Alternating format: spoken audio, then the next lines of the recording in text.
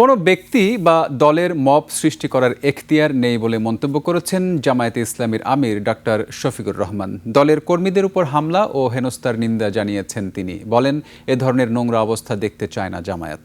বিস্তারিত আব্দুল কাদের নাহিদের রিপোর্টে।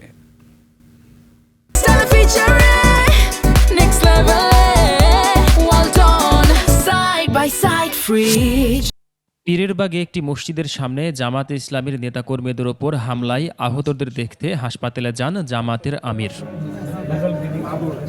পরে সাংবাদিকদের জানান, জামাত নেতাকর্মীদের ওপর বেদনাদায়কভাবে হামলা চালানো হয়েছে।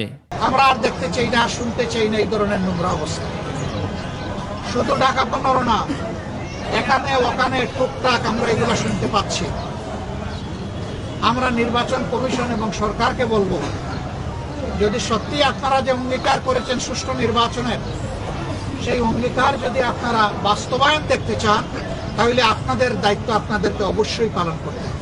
এ ঘটনাকে মব উল্লেখ করে বলেন, কোনো ব্যক্তি বা দলের মব সৃষ্টির এখতিয়ার নেই। কোনো ব্যক্তি বা দলের কোনো ধরনের কোনো এখতিয়ার নাই এই ব্যাপারে কোনো মব সৃষ্টি করার। আমরা এই নোংরা মবের নিন্দা জানাই। হামলার প্রতিবাদে সকালে ঢাকায় জামাত বিক্ষোভ মিছিল করে। আব্দুল কাদের নাহিদ, 21 টেলিভিশন, ঢাকা।